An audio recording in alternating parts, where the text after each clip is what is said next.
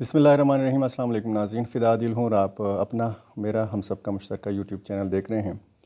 आज नोशकी में एक अफसोसनाक वाक़या हुआ। बस से उतारा गया 9 अफराद को पंजाब से उनका ताल्लुक़ था, उनको अगवा किया गया।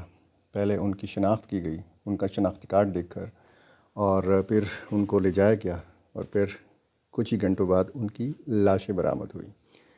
इस हवाले से बात करेंगे। एक बुनेर में कार्रवाई हुई। सलीम उर्फ रब्बानी नामी टीटीपी का कमांडर मारा गया, जिसके सर की कीमत 50 लाख रुपए मुकर्रर की गई थी। इस हवाले से बात करेंगे और टीटीपी ने ये मान भी लिया है कि हाँ, वाकई ऐसी कार्रवाई हुई है। इस झड़प में 2 फ़ौजी जवान जो हैं उन्होंने जाम शहादत नोश किया। ये जो नोशकी का वाक़या हुआ है, इस हवाले से बीबीसी ने एक तफसीली रिपोर्ट दी है, वो मैं आपको पढ़ के सुना देता हूँ। मंडी बहाउद्दीन के इलाके चक फतह शाह के 7 लड़के 27 रमज़ान को अपने घरों से ईरान जाने के लिए निकले थे और अब उनमें से सिर्फ़ एक ही ज़िंदा बचा है। बच जाने वाले जाहिद इमरान बलूचिस्तान के ज़िला नोशकी में मुसाफिर बस पर होने वाले हमले के चश्मदीद गवाह हैं और इस वक्त बस में मौजूद थे जब मुसल्लह अफराद ने मुसाफिर बस से उतार कर 9 अफराद को कत्ल कर दिया। वो बताते हैं कि मैं बस में सोया हुआ था कि अचानक आवाज़ आई, सब अपने शनाख्ती कार्ड निकालो और जो पंजाबी हैं वो बाहर आ जाओ।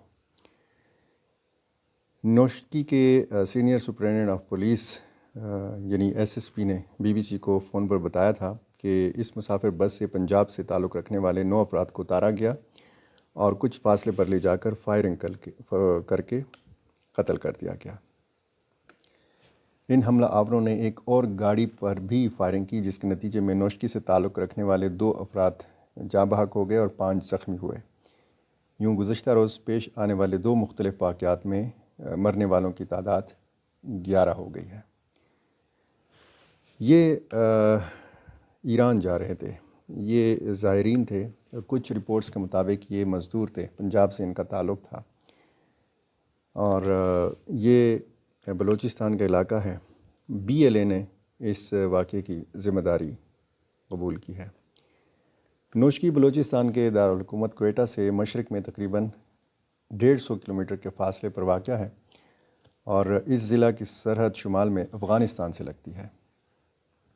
नोशकी की आबादी मुख्तलिफ़ बलोच कबाइल पर मुश्तमिल है, ताहम इसके मुख्तलिफ़ इलाकों में पश्तूनों के बड़ीच कबीले से ताल्लुक़ रखने वाले अफराद भी आबाद हैं। बलूचिस्तान में हालात की ख़राबी के बायस नोशकी में भी बदअमनी के बड़े वाक़यात पेश आ रहे हैं। ये बीबीसी की रिपोर्ट है। फरवरी 2022 में नोशकी शहर में फ्रंटियर कोर एफसी के हेडक्वार्टर पर एक बड़ा हमला किया गया था, जिसकी ज़िम्मेदारी कालदम अस्करियत पसंद तंजीम बलोच लिबरेशन आर्मी बीएलए के मजीद ब्रिगेड की जानिब से कबूल की गई थी। नोशकी में माजी में भी इस नोयत के दीगर वाक़यात की ज़िम्मेदारी कालदम बीएलए की जानिब से कबूल की जाती रही है। बलूचिस्तान में माजी में भी मुसाफिरों को गाड़ियों से उतार कर कत्ल करने के मुतअद्दिद वाक़यात पेश आए हैं। इस नोयत का सबसे पहला वाक़या सन 2000 में क्वेटा और सिब्बी के दरमियानी इलाके में पेश आया था। माजी में बोलान में मुसाफिर बसों से जिन लोगों को उतार कर गोलियाँ मारी जाती रहीं, उनमें से ज़्यादातर का ताल्लुक़ पंजाब से था। बोलान के अलावा इस नोयत के वाक़यात बलूचिस्तान के दीगर इलाकों मस्तूंग, केच और गवादर में भी पेश आते रहे हैं।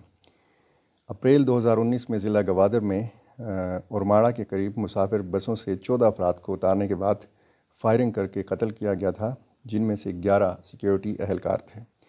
सन 2015 में पशीन से कराची जाने वाली मुसाफिर बसों से ज़िला मस्तूंग के इलाके कटकोचा में कम से कम 19 मुसाफिरों को बसों से उतार कर कत्ल किया गया था। इन मुसाफिरों का ताल्लुक़ बलूचिस्तान के ज़िला पशीन से था।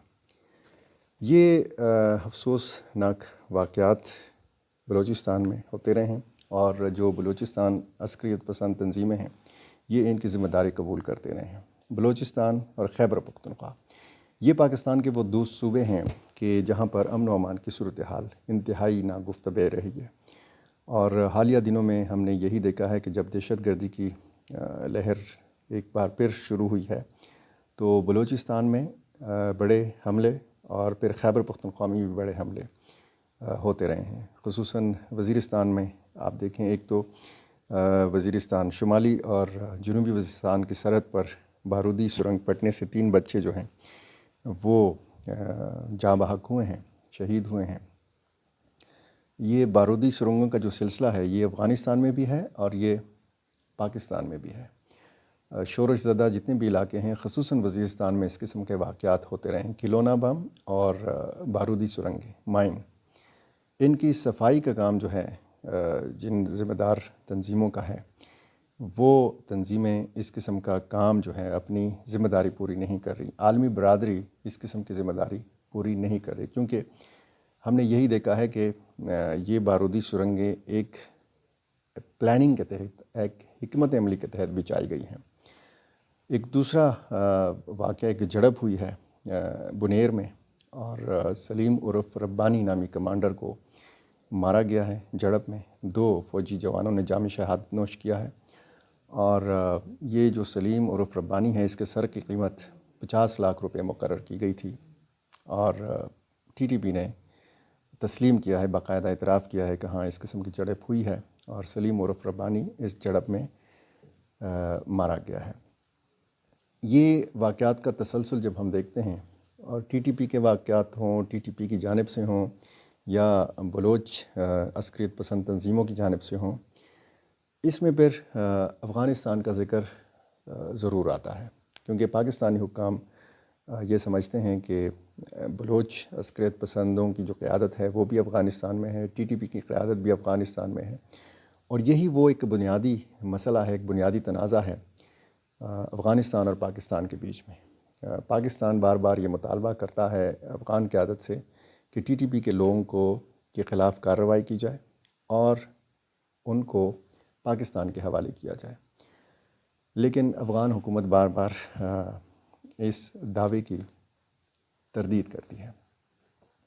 نزلہ سارا افغان مہاجرین کے اوپر گر جاتا ہے، اور 15 اپریل یا پھر 30 اپریل سے کہا جا رہا ہے کہ یہ ایک نیا فیصلہ پاکستان کی حکومت کی طرف سے سامنے آئے گا، کہ جس میں پھر یہ باقاعدہ طور پر اعلان کیا جائے گا کہ جو افغان مہاجرین ہیں، جن کے پاس پی او آر کارڈز ہیں، جن کے پاس افغان سٹیزن کارڈز ہیں، ان کو بھی پاکستان سے باہر نکالا جائے۔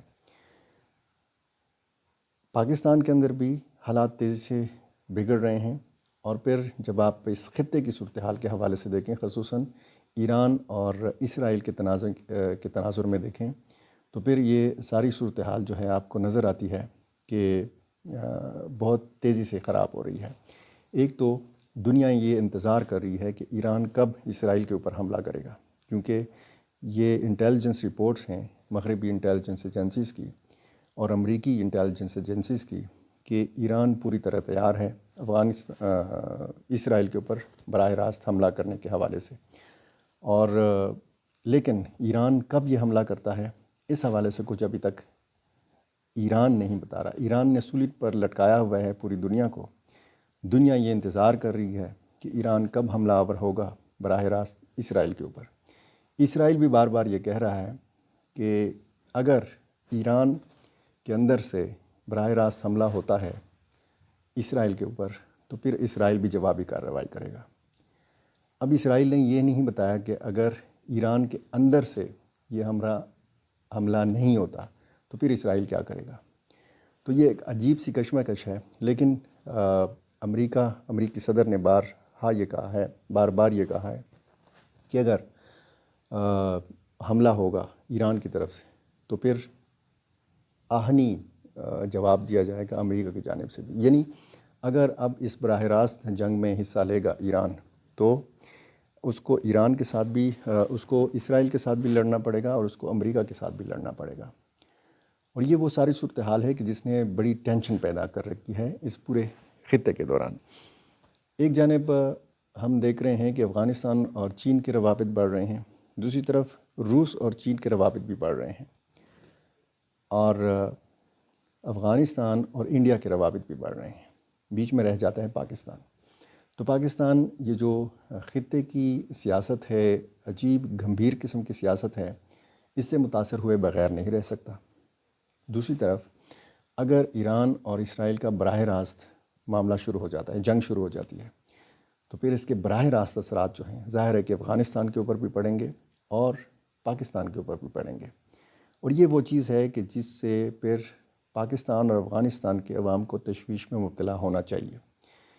جس تواتر کے ساتھ خیبر پختونخوا میں واقعات ہو رہے ہیں، بلوچستان کے اندر واقعات ہو رہے ہیں، تو یہ سارے واقعات یہ بتاتے ہیں کہ صورتحال جو ہے وہ کس جانب جا رہی ہے. سیاست، تنازعات، کشیدگی اور خصوصاً پاک افغان کشیدگی، یہ جب ہم دیکھتے ہیں تو پھر اس سے ایک بات یہ بھی واضح ہوتی ہے کہ ہماری قیادتوں کو، ہماری سیاسی اور ہماری عسکری قیادت، افغانستان کی جو قیادت ہے، ان دونوں قیادتوں کو خطے کی جو بدلتی ہوئی صورتحال ہے اس کا کوئی ادراک نہیں ہے، اس کی کوئی سمجھ نہیں ہے، کوئی سنجیدگی نہیں ہے. اگر سنجیدگی ہوتی تو پھر مشترکہ حکمت عملی اپنائی جاتی. پاکستان اور افغانستان کی قیادت مل کر سر جوڑ کر یہ مشاورت کرتے، یہ قیادت مشاورت کرتی کہ اگر اس طرح کی صورتحال پیدا ہوتی ہے اور افغانستان اور پاکستان اس سارے سلسلے سے متاثر ہوں گے، تو پھر ہمیں اپنے بچاؤ کے لیے کیا کرنا چاہیے، ہمیں کون سی حکمت عملی اپنانی چاہیے، ہمارا مشترکہ لائحہ عمل کیا ہونا چاہیے.